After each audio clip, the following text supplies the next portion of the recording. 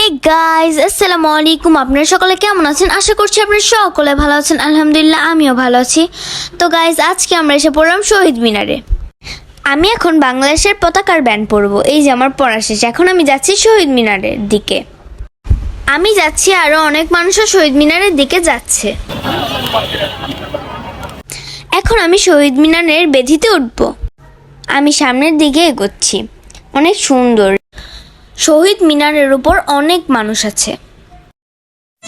তুমি কবি নজরুলের বিদ্রোহী কবিতা উন্নত মমসী, তুমি রক্তের কালিতে লেখা নাম সাত শ্রেষ্ঠ বীর, তুমি সুরের পাখি।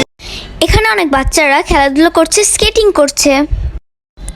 এখন আমি চলে আসছি টিএসসির দিকে। এখানকার দেয়ালে ছাত্রছাত্রীরা অনেক সুন্দর করে অঙ্কন করেছে। এই যে গাইজ, এটা আবু সাইদ। তাদের অঙ্কনগুলো দেখে আমি সত্যি খুব বিমোহিত হয়েছি। তারা এত সুন্দর করে অঙ্কন করেছে।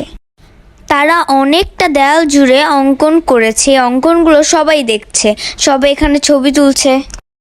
আমার সোনার বাংলা, আমি তোমায় ভালোবাসি, জন্ম দিয়েছ তুমি মাগো, তাই তোমায় ভালোবাসি, আমার প্রাণের বাংলা। এখন আমি চলে আসছি ডিসি চত্বরে।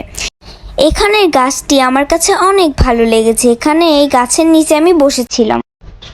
নিচ থেকে গাছের ডালের ফাঁক দিয়ে খোলা আকাশটা দেখতে অনেক ভালো লাগছিল।